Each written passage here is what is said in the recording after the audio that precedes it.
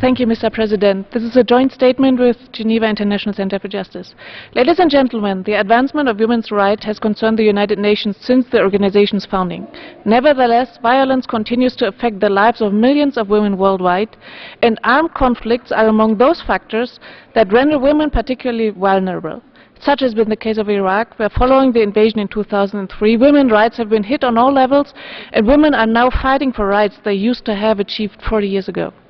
As a result of the invasion, 1/3 of the population are living in poverty, with more than 5% living in abject poverty, among them an estimated 2 million women who have become the primary breadwinners.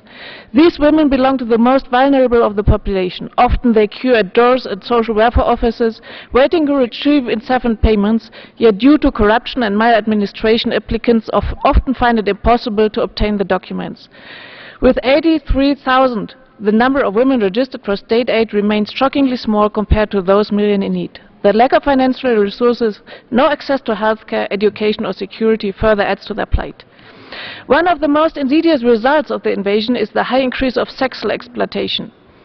In 2014, the country has become a hotbed for human trafficking and smuggling from all over the world. About 4,000 women have disappeared in the first years after the war, and a huge number of girls has been forced into prostitution. The number of trafficked teenagers is estimated between thousands and tens of thousands.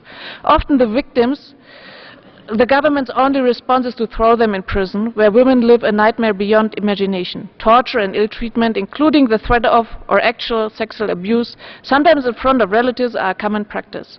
Mr. President, armed conflicts belong to the most devastating factors for women's rights. Years after an invasion and occupation, women still suffer from the consequences. The international community must take a firm stand against such violations in order to ensure that such crimes do never happen again. Thank you.